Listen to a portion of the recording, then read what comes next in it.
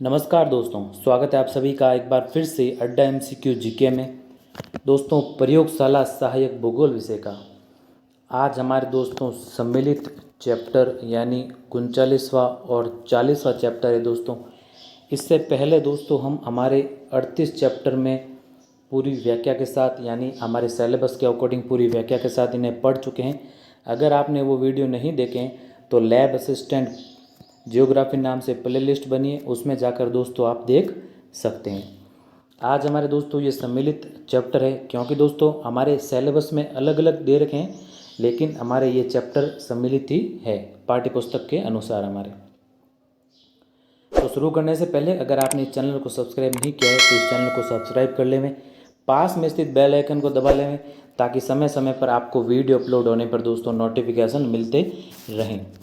तो बिना देरी के दोस्तों शुरू करते हैं आज के हमारे पहले प्रश्न के साथ।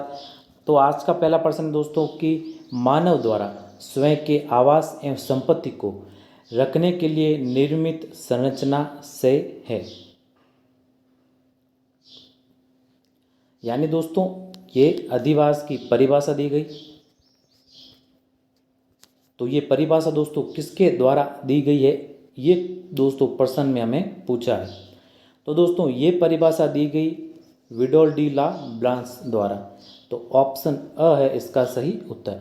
और दोस्तों हमारे पाठ्य पुस्तक में जितने भी कथन दे रखे हैं उन कथनों में से दोस्तों 1 से 2 प्रश्न आने की पूरी दोस्तों संभावना है। तो इन कथनों को दोस्तों थोड़ा ध्यान में रखिएगा। चलते हैं अब हमारे अगले प्रश्न की ओर। अगला है दोस्तों दूसरा प्रश्न, निवास के आधार पर अधिवास को कितने भागों में बांटा जा सकता है।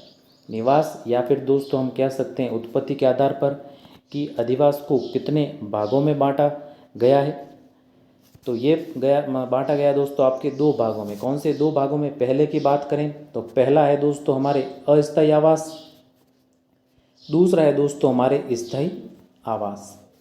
अब दोस्तों इनके नाम से ही पता चल रहा है कि अस्थायी आवास किस प्रकार के होते हैं और स्थायी आवास किस प्रकार के होते हैं। अस्थायी आवास दोस्तों जनजातियों द्वारा घुमंतु प्रवृत्ति के जो लोग होते हैं उनके द्वारा दोस्तों अस्थायी आवास बनाए जाते हैं। और स्थायी आवास दोस्तों जैसे हमारे द्वारा मकान हो गए और घर हो गए दोस्तों, बड़ी बिल्डिंगें हो गई, इसी प्रकार के दोस्तों जो आवास है वो क्या कहलाते हैं? हमारे स्थायी आवास। तो इसका उत्तर सही क्या होगा? इसका सही उत्तर होगा दोस्तों ऑप्शन अ, यानी निवास के आधार पर अधिवास को कितने भागों में बांटा जा सकता है। ये बांटा जा सकता है हमारे 2 भागों में। चलते हैं अब हमारे अगले प्रश्न की ओर। अगला है दोस्तों तीसरा प्रश्न। ये भी दोस्तों आपके इम्पोर्टेंट प्रश्न है कि अस्थायी अधिवास के क्षेत्र के अनुसार रहने वाली जनजातियों को सुमेलित करो। यानी दोस्तों इस सूची में दे रखे हमारे क्षेत्र और इस सूची में हमारे दे रखी जनजातियाँ। क्या दे रखी दोस्तों? जनजातियाँ। यानी किस किस क्षेत्र में कौन सी जनजाति निवास करती है और ये इनके अधिवास आवास के दोस्तों क्षेत्र है। तो पहले की बात करें आर्कटिक क्षेत्र, तो इसकी दोस्तों हम हमारे चैप्टर में चर्चा कर चुके हैं पिछले चैप्टर में। तो ये करती है आपके एस्किमो जनजाति। कालाहारी मरुस्थल की बात करें तो इसमें आपकी बुशमैन जनजाति। और राजस्थान के मारवाड़ प्रदेशों की बात करें तो यहाँ पर दोस्तों आपके रेबारी, गाडरी तथा बंजारा जनजाति। और स्टेपी मैदानों की बात करें तो स्टेपी मैदान दोस्तों आपके खिड़गित जनजाति। और अरब और सहारा की बात करें इन क्षेत्र की तो दोस्तों यहाँ पर आपके कौन सी जनजाति? बद्दू जनजाति। और पूर्वोत्तर भारत की बात करें, पूर्वोत्तर भारत में दोस्तों आपके मुख्यतः कौन से? असम, मणिपुर और नागालैंड। यहाँ पर दोस्तों कौन सी जनजाति? यहाँ पर नागा जनजाति। तो ये सभी आपके सुमेलित है। तो इनसे संबंधित दोस्तों आपके प्रश्न पूछा जा सकता है, इसको थोड़ा ध्यान में रखिएगा। ये सभी क्या है? सुमेलित है। चलते हैं अब हमारे अगले प्रश्न की ओर। अगला है दोस्तों कि ग्रामीण क्षेत्रों में रेल मार्ग के सहारे बस्ती का विकास किस प्रतिरूप में है। अब दोस्तों आगे आने वाले कुछ प्रश्नों में हम जो हमारे प्रतिरूप दिए गए हैं पाठ्य पुस्तक में, यानी अधिवास के दोस्तों कुछ प्रतिरूप होते हैं, उनकी दोस्तों आगे आने वाले प्रश्नों में हम चर्चा करेंगे कि ये किस प्रकार के दोस्तों अधिवासों को किस प्रकार के प्रतिरूपों में बांटा गया है। तो हमारा प्रश्न क्या है कि ग्रामीण क्षेत्रों में रेल मार्ग के सहारे बस्ती का विकास किस अधिवास का प्रतिरूप है। तो दोस्तों जैसे ये रेल मार्ग है, अब दोस्तों इसके सहारे या फिर किनारे जो यहाँ पर बस्तियाँ बसती है, इसके एक और इसके दूसरी ओर, तो इसको दोस्तों कहते हैं, आपकी ये रेखिक रूप में है तो दोस्तों किसे क्या कहते हैं, इसे रेखिक प्रतिरूप। तो इसका सही उत्तर क्या होगा, इसका सही उत्तर होगा दोस्तों हमारे ऑप्शन ब। चलते हैं अब हमारे अगले प्रश्न की ओर। अगला है दोस्तों कि भारत के अधिकांश गांव किस ग्रामीण अधिवास प्रतिरूप में आते हैं। तो भारत के दोस्तों अधिकांश गांव किस ग्रामीण प्रतिरूप में आते हैं, ये आते हैं दोस्तों आपके अनियमित प्रतिरूप में। अनियमित प्रतिरूप का क्या अर्थ हुआ दोस्तों, अनियमित प्रतिरूप का यही अर्थ हुआ कि दोस्तों जहाँ पर बिना किसी योजना के दोस्तों मकान बनाए जाते हैं, यानी कि दोस्तों ना इन मकानों का कोई साइज होता है, ना दोस्तों इन यहाँ पर आ रही रोड होती है, जो सड़क कहते हैं जिसको, ना इनका कोई साइज होता है। और आप भी दोस्तों आपके आसपास के क्षेत्रों में देखते होंगे कि कहीं से भी रोड यानी सड़क निकल जाती है और मन चाहे तो इसको हम बंद भी कर देते हैं। तो यहाँ पर अनियमित दोस्तों प्रतिरूप है हमारे भारत की अधिकांश गांवों में। तो ऑप्शन स दोस्तों इसका सही उत्तर है। आप भी दोस्तों आपके आसपास के क्षेत्रों में जहाँ कहीं भी आप अपने गांवों में निवास करते हैं तो आप इसी प्रकार के दोस्तों देखते हैं कि यहाँ पर योजनाबद्ध तरीके से आवासों का निर्माण होता है, यानी दोस्तों किसी भी प्रकार से, यानी कहीं भी खेत में भी आप मकान बना सकते हो, कहीं से भी सड़क निकल जाती है। तो इस प्रकार के जो दोस्तों आपके आवास होते हैं ये आपके अनियमित प्रतिरूप में आते हैं। तो भारत के अधिकांश आवास किस प्रतिरूप के हैं, ये है दोस्तों आपके अनियमित प्रतिरूप के। तो ऑप्शन स इसका सही उत्तर है। चलते हैं अब हमारे अगले प्रश्न की ओर। अगला है दोस्तों छठा प्रश्न। ये तो दोस्तों आपके मोस्ट इम्पोर्टेंट प्रश्न है, ऐसे प्रश्न आपको दोस्तों एग्ज़ाम में फंसा देंगे, तो इसको थोड़ा ध्यान में रखिएगा। और ये प्रश्न दोस्तों शायद 12th की एग्ज़ाम, बोर्ड एग्ज़ाम में भी दोस्तों पूछा जा चुका है। तो ये प्रश्न है आपके जयपुर जिले का बरवाड़ा गांव किस प्रतिरूप का उदाहरण है। तो दोस्तों जयपुर जिले का बरवाड़ा गांव किस प्रतिरूप का उदाहरण है, ये है दोस्तों आपके रेखीय प्रतिरूप का उदाहरण। किस प्रतिरूप का, रेखीय प्रतिरूप का। अब रेखीय प्रतिरूप क्या है दोस्तों, जहाँ दोनों ओर मकान होते हैं और बीच में से कोई सड़क, कोई नदी, कोई नहर, कोई रेल मार्ग आदि निकलता है। तो दोस्तों इस प्रकार के प्रतिरूप को क्या कहते हैं, रेखीय प्रतिरूप। तो ऑप्शन अ इसका सही उत्तर है। चलते हैं अब हमारे अगले प्रश्न की ओर। अगला है दोस्तों 7वां प्रश्न कि दक्षिण भारत में कन्याकुमारी और उड़ीसा में चिल्का झील के तट पर बने अधिवास किस प्रतिरूप, यहाँ पर दोस्तों प्रतिरूप है, किस प्रतिरूप के आपके उदाहरण हैं। तो दोस्तों ये किस प्रतिरूप के उदाहरण हैं, ये है दोस्तों आपके तीर प्रतिरूप के उदाहरण। अब तीर प्रतिरूप क्या है, अब दोस्तों आप देखते होंगे कि आपके जो तट होते हैं और जो दोस्तों डेल्टाई क्षेत्र होते हैं वो किस प्रकार के, इस प्रकार के होंगे। अब दोस्तों यहाँ पर अगर आवास बनता है तो वह आवास किस प्रकार बनेंगे, यहाँ पर, यहाँ पर, यहाँ पर, यहाँ पर, ऐसे दोस्तों इस प्रकार से आवास बनेंगे। तो इस प्रकार से आवास बनेंगे तो ये किसका निर्माण करेंगे, ये तीर नुमा आकृति का निर्माण करेंगे। तो इसी प्रकार के आपके आवास क्या कहलाते हैं, ये इसी प्रकार के आवास आपके किस श्रेणी में आते हैं, ये आते हैं दोस्तों आपके तीर प्रतिरूप की श्रेणी में।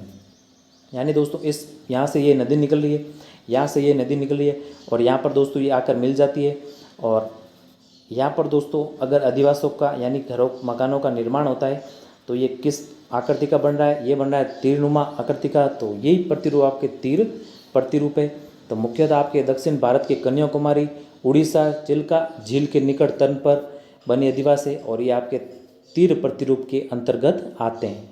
तो ऑप्शन ब इसका सही उत्तर है दोस्तों। और प्रश्न 7वां आपके मोस्ट इम्पोर्टेंट प्रश्न है। चलते हैं अब हमारे अगले 8वें प्रश्न की ओर।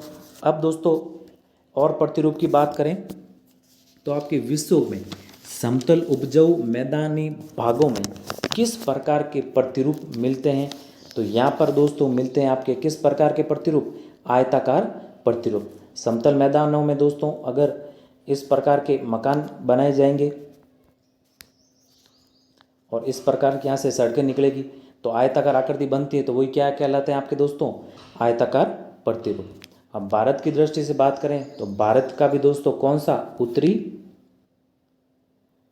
जो मैदानी भाग है वो भी दोस्तों आपके आयताकार प्रतिरूप के श्रेणी में आते हैं। यहाँ पर जो भी अधिवास यानी जो मकान बनते हैं वो आपके आयताकार प्रतिरूप, और इसको दोस्तों आपके चौक पट्टी प्रतिरूप भी कहते हैं। कौन सा, चौक पट्टी प्रतिरूप। तो ये भी आए तो दोस्तों थोड़ा कंफ्यूज मत होइएगा, ऑप्शन अ इसका सही उत्तर है। चलते हैं अब हमारे अगले प्रश्न की ओर। अगला है दोस्तों 9वां प्रश्न की, राजस्थान के 12 जिले में लिसाड़ी गांव में कौन सा प्रतिरूप बनाया जाता है, या फिर कौन सा प्रतिरूप यहाँ पर पाया जाता है। अब दोस्तों इसकी बात करें तो ये भी आपके इम्पोर्टेंट प्रश्न है। ये प्रश्न भी दोस्तों आपको फंसा देगा, तो इसको थोड़ा ध्यान में रखिएगा। ये भी शायद आपके बोर्ड के एग्जाम में पूछा जा सकता है, यानी 12th के दोस्तों एग्जाम में पूछा जा चुका है। तो यहाँ पर किस प्रकार के प्रतिरूप है। अब दोस्तों यहाँ पर एक शब्द आ गया गांव। अब गांव में दोस्तों किस प्रकार के प्रतिरूप होंगे, ये होंगे आपके अविकसित प्रतिरूप या फिर अनियमित प्रतिरूप होगा दोस्तों। यहाँ पे अनियमित, अविकसित नहीं, यहाँ पे अनियमित प्रतिरूप होगा, अनियमित। तो गांवों में दोस्तों शब्द आ गया, तो गांवों से ही दोस्तों हमने चर्चा की थी हमारे प्रश्न में, पिछले प्रश्न में, कि अनियमित प्रतिरूप होते हैं लगभग भारत के सभी गांवों में। तो इसका सही उत्तर क्या होगा दोस्तों, अनियमित प्रतिरूप। ऑप्शन अ इसका सही उत्तर है, यानी बिना किसी योजना के बनाए गए प्रतिरूप आपके क्या कहलाते हैं, अनियमित प्रतिरूप। अब ये वर्ताकार प्रतिरूप भी है दोस्तों, यानी वर्त की आकृति में अगर यहाँ पर दोस्तों आपके आवास बनाए जाए और दोस्तों इनके बीचों से ये जो सड़कें निकले, तो ये कौन सा होगा आपके, ये होगा आपके वर्ताकार प्रतिरूप। और दोस्तों रेखीय प्रतिरूप की हमने चर्चा की थी। रेखीय प्रतिरूप क्या है, इस प्रकार से आवास बने हैं और इधर से दोस्तों बीच में से कोई नदी, रेल मार्ग, सड़क आदि निकले, तो ये आपके रेखीय प्रतिरूप होगा। और त्रिभुज प्रतिरूप वही दोस्तों, अगर त्रिभुजाकार आकृति बनती है और दोस्तों इधर से सड़क निकल जाए, इधर से सड़क निकल जाए, और या फिर इधर से सड़क निकल जाए, तो इस प्रकार से दोस्तों ये जो आकृति बनी ये कौन सी, त्रिभुजाकार आकृति है। तो इस प्रकार का प्रतिरूप कौन सा आपके, त्रिभुजाकार प्रतिरूप होगा। अब सीढ़ीनुमा प्रतिरूप की बात करें, एक होता है दोस्तों सीढ़ीनुमा प्रतिरूप, यानी पर्वतों को दोस्तों काट कर इस प्रकार से सीधी नुमा दोस्तों अगर मकान ऊंचाई के अनुसार बनाए जाते हैं, तो इस प्रकार का प्रतिरूप कौन सा होगा दोस्तों, आपके सीढ़ीनुमा प्रतिरूप। तो ये कुछ प्रतिरूप है दोस्तों, और नाम से दोस्तों आपको आसानी से समझ में आ जाएगा। तो इसका सही उत्तर 9वें का प्रश्न का क्या होगा दोस्तों, यहाँ पे आपके कौन सा है, अनियमित प्रतिरूप, अनियमित प्रतिरूप। तो अ ऑप्शन इसका सही उत्तर है। चलते हैं अब हमारे अगले प्रश्न की ओर। अगला दोस्तों 10वां प्रश्न है कि दक्षिण अफ्रीका के जुल्लू लोग किस प्रतिरूप में निवास करते हैं। ये भी दोस्तों आपके इम्पोर्टेंट प्रश्न है। अब दोस्तों जुल्लू लोग की बात करें तो ये आपके मधुर छत्ता प्रतिरूप में दोस्तों आपके निवास करते हैं। मधुर छत्ता प्रतिरूप क्या है, अब दोस्तों ये छत्तेनुमा आकृति के अनुसार यहाँ पर झोपड़ियाँ बनाई जाती है गोल गोल। तो दोस्तों ये ऊपर से यानी एरियल व्यू जिसे कहते हैं, जिसे आप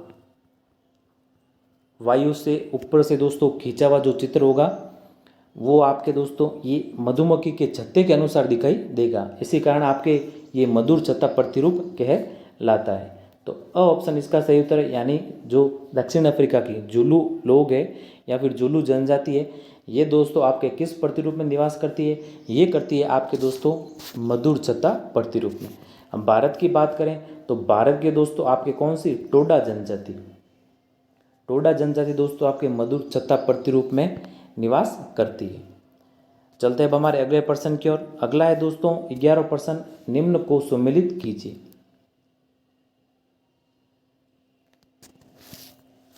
अब दोस्तों यहाँ पर थोड़ा आपके मिसप्रिंट है। यहाँ पर पहले में दोस्तों ये आपके नगर क्या है दोस्तों, नगर, यानी नगर किसे कहा जाता है, तो नगर कहा जाता है दोस्तों आपके 1 लाख से अधिक किंतु 10 लाख से कम जहाँ पर जनसंख्या होती है, तो उसे दोस्तों का क्या कहा जाता है, नगर। और महानगर किसे कहा जाता है, जहाँ पर 10 लाख से अधिक जनसंख्या होती है, वहाँ पर ऐसे क्षेत्र को कहा जाता है महानगर। और वृहत नगर की बात करें जहाँ पर जनसंख्या क्या हो, 50 लाख से अधिक हो, तो उन क्षेत्रों को क्या कहा जाता है? वृहत नगर। तो ये सभी आपके सम्मिलित है और यहाँ पर नगर थोड़ा गायब है, यानी कि 1 लाख से अधिक किंतु 10 लाख से कम जनसंख्या होगी तो वह आपके क्या कहलाएगा? वह कहलाएगा दोस्तों आपके नगर। और जहाँ पर 10 लाख से अधिक जनसंख्या होगी वो महानगर, और दोस्तों जहाँ पर 50 लाख से अधिक जनसंख्या होगी तो वह आपके वृहत नगर कहलाते हैं। तो ये सभी आपके दोस्तों सम्मिलित है और ये भी दोस्तों आपके इम्पोर्टेंट प्रश्न है, तो इसका थोड़ा दोस्तों ध्यान में रखिएगा।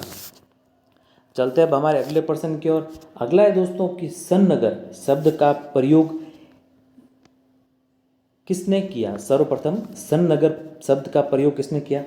अब दोस्तों सबसे पहले तो प्रश्न बनता है कि सन्नगर क्या है? सन्नगर दोस्तों विशाल विकसित नगरीय क्षेत्र है जो दोस्तों अलग अलग नगरों या फिर शहरों के आवास है, वो आपके दोस्तों क्या कहलाते हैं? सन्नगर कहलाते हैं। यानी ये क्या है? विशाल नगरीय क्षेत्र है। तो सबसे पहले प्रश्न बना कि सन्नगर क्या है? यानी कि विशाल नगरीय क्षेत्र है, यानी कि अलग अलग नगरों या शहरों से आवासों से मिलकर बना क्षेत्र क्या कहलाता है आपके? ये कहलाता है आपके सन्नगर। तो इस शब्द का प्रयोग सर्वप्रथम किया गया दोस्तों आपके पैट्रिक गिडिस द्वारा। कब? 1915 में। कब किया गया? 1915 में। अब इन सन नगरों की उदाहरण बात करें दोस्तों कि ये सन नगर कौन कौन से हैं, तो दोस्तों आपके जो टोक्यो शहर है जापान का, ये सन नगर की श्रेणी में आता है, और शिकागो है दोस्तों, और लंदन है। ये ऐसे क्षेत्र है दोस्तों जो आपके सन नगर की श्रेणी में आते हैं। यानी जो ये विशाल नगरीय क्षेत्र है ये क्या कहलाते हैं आपके? ये कहलाते हैं आपके सन नगर। और इस शब्द का प्रयोग सर्वप्रथम पैट्रिक गिडिस द्वारा 1915 में किया गया था। चलते अब हमारे अगले प्रश्न की ओर। अगला 13वां प्रश्न है कि अंग्रेजी के शब्द मेगालोपोलिस का अर्थ है।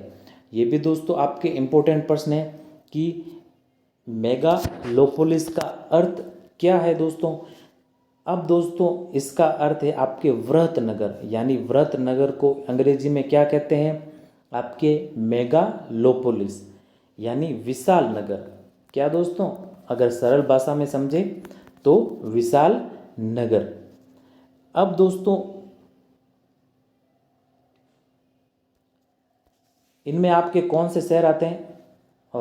बात करें तो दोस्तों पेरिस, न्यूयॉर्क, और दोस्तों भारत की बात करें तो भारत की दृष्टि से आपके मुंबई है, दिल्ली है, चेन्नई है और कलकत्ता है। ये दोस्तों आपके क्षेत्र कौन से? मेगालोपोलिस में आते हैं, यानी वृहत नगर यानी विशाल नगर। अब दोस्तों इस शब्द का प्रयोग आपके 1857 में, इसका भी थोड़ा ध्यान में रखिएगा दोस्तों, गॉटमैन द्वारा किया गया। किसके द्वारा दोस्तों? गॉटमैन द्वारा 1857 में मेगालोपोलिस शब्द का प्रयोग सर्वप्रथम किया गया, जिसका अर्थ होता है वृहत नगर यानी कि विशाल नगर। तो ऑप्शन स इसका सही उत्तर है।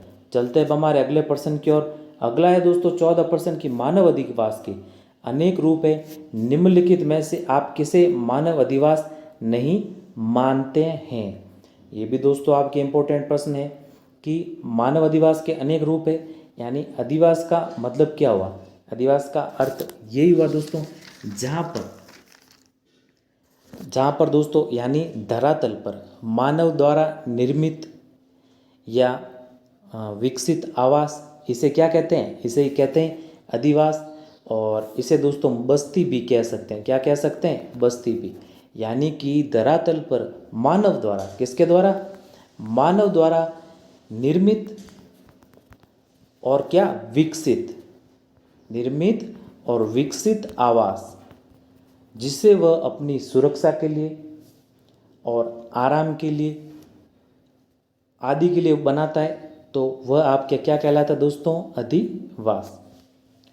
अब हमें पूछा है कि मानव अधिवास के अनेक रूप हैं, लेकिन इनमें से कौन सा है जो मानव अधिवास में नहीं आता? तो मकान दोस्तों आएगा, नगर आएगा दोस्तों, क्योंकि अनेक यहाँ पर मकान बने होंगे, यहाँ पर रोडें भी होंगी, गलियाँ भी होंगी तो ये आपके नगर होगा, मकान भी होगा अधिवास की श्रेणी में, गांव भी होगा दोस्तों, क्योंकि यहाँ पर भी दोस्तों आपके अनेक लोग रहते हैं। लेकिन दोस्तों गलियाँ जो है ये दोस्तों आपके अधिवास नहीं होगा, क्योंकि गलियाँ क्या है, गलियाँ दोस्तों अधिवासों यानी आवासों को कनेक्ट करने वाला है, जिसे हम गलियाँ नाम से दोस्तों शाब्दिक अर्थ में गलियाँ नाम से जानते हैं। तो ऑप्शन स दोस्तों इसका सही उत्तर है, यानी अधिवास में दोस्तों आपके क्या नहीं आता, गलियाँ नहीं आता। गलियाँ क्या है दोस्तों, गलियाँ आपके कनेक्टिंग पॉइंट है। तो स ऑप्शन इसका सही उत्तर होगा। चलते अब हमारे अगले प्रश्न की ओर। अगला है दोस्तों कि बुशमैन जनजाति के लोग निम्नलिखित में से किस प्रकार के अधिवास बनाते हैं। तो दोस्तों आसान सा प्रश्न, किस प्रकार के आवास बनाते हैं, ये बनाते हैं दोस्तों अस्थायी आवास, क्योंकि ये घुमंतु पर्वतीय के होते हैं। किसके, घुमंतु पर्वतीय के होते हैं। ऑप्शन अ इसका सही उत्तर होगा। चलते अब हमारे अगले प्रश्न की ओर। अगला है दोस्तों 16 प्रश्न कि पंपास व प्रेरीज घास के प्रदेशों में किस प्रकार के अधिवास बनाए जाते हैं। अब पंपास और प्रेरीज घास के मैदान दोस्तों आपके शीतोष्ण कटिबंधीय घास के मैदान है।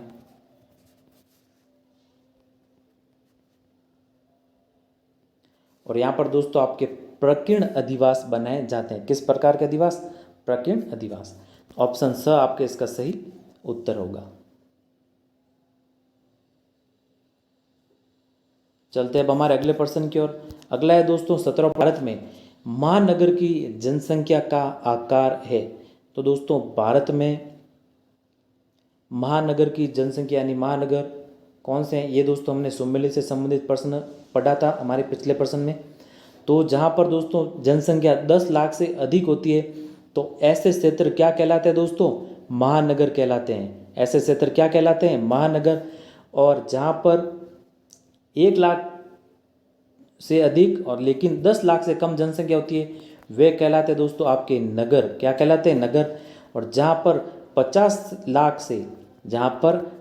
लाख से अधिक जनसंख्या होती है वह कहलाते हैं आपके वृहत नगर, जिसे मेगालोपोलिस भी कहते हैं। तो ऑप्शन ब इसका सही उत्तर है। हमें महानगर के बारे में पूछा था, जहाँ पर 10 लाख से अधिक जनसंख्या होती है तो वे क्षेत्र आपके क्या कहलाते हैं, महानगर। ऑप्शन ब इसका सही उत्तर है। चलते अब हमारे अगले 18वें प्रश्न की ओर। भारत में मेगापोलिस श्रेणी में शामिल नहीं है। अब दोस्तों इसका अर्थ क्या है, वृहत नगर या फिर विशाल नगर। क्या दोस्तों, वृहत नगर और विशाल नगर। अब बात करें भारत की दोस्तों तो आपके कोलकाता वृहत नगर है, दिल्ली भी दोस्तों आपके वृहत नगर है, और जयपुर दोस्तों आपके वृहत नगर नहीं है। ये क्या है, मेट्रो सिटी या फिर महानगर है। क्या है दोस्तों, महानगर। ये वृहत नगर की श्रेणी में नहीं आता। चेन्नई भी दोस्तों आपके वृहत नगर है। और कौन सा हो जाएगा, और दोस्तों मुंबई भी आपके वृहत नगर की श्रेणी में आते हैं। यानी कलकत्ता, दिल्ली, चेन्नई और मुंबई ये तो आपके वृहत नगर है। लेकिन दोस्तों जयपुर आपके क्या, महानगर है, वृहत नगर नहीं है, महानगर है। ऑप्शन स इसका सही उत्तर है। चलते हमारे अगले प्रश्न की ओर। अगला है एशिया की सबसे विशाल स्लम कच्ची बस्ती किस शहर में स्थित है। तो दोस्तों स्लम कच्ची बस्ती किस शहर में एशिया की, तो ये आपके मुंबई में। कहाँ पर, मुंबई में। और कौन सी है, ये है दोस्तों धारावी। ऑप्शन ब इसका सही उत्तर है। चलते अब हमारे अगले प्रश्न की ओर। अगला ये भी दोस्तों आपके इंपॉर्टेंट प्रश्न है कि भारत में 2011 के अनुसार महानगरों की संख्या है, यानी जनगणना जो हमारे 2011 के आंकड़ों के अनुसार दोस्तों महानगरों की संख्या कितनी है, ये है दोस्तों कितनी, 53। और महानगर कौन से कहलाते हैं, जहाँ पर 10 लाख प्लस जनसंख्या होती है वे नगर कहलाते हैं आपके महानगर। ऑप्शन अ इसका सही उत्तर है। तो धन्यवाद दोस्तों, ये थे आपके 20 महत्वपूर्ण प्रश्न 39 और 14 चैप्टर के। उम्मीद है कि ये वीडियो आपको पसंद आया होगा। अगर वीडियो पसंद आया है तो उस वीडियो को लाइक करें, अपने दोस्तों के साथ शेयर करें, और इस चैनल पर नए हैं तो इस चैनल को सब्सक्राइब ज़रूर करें। दोस्तों सब्सक्राइब ज़रूर कीजिए, क्योंकि दोस्तों ये वीडियो बेहद ही मेहनत से बनाए जाते हैं। तो दोस्तों एक सब्सक्राइब भी ज़रूर कर लीजिए, और जो भी दोस्तों लाइक नहीं करते हैं वो दोस्तों इस वीडियो को लाइक भी ज़रूर करें। मिलते हैं हमारे नए वीडियो में कुछ ऐसे ही नए महत्वपूर्ण प्रश्नों के साथ। तब तक के लिए जय हिंद, वंदे मातरम।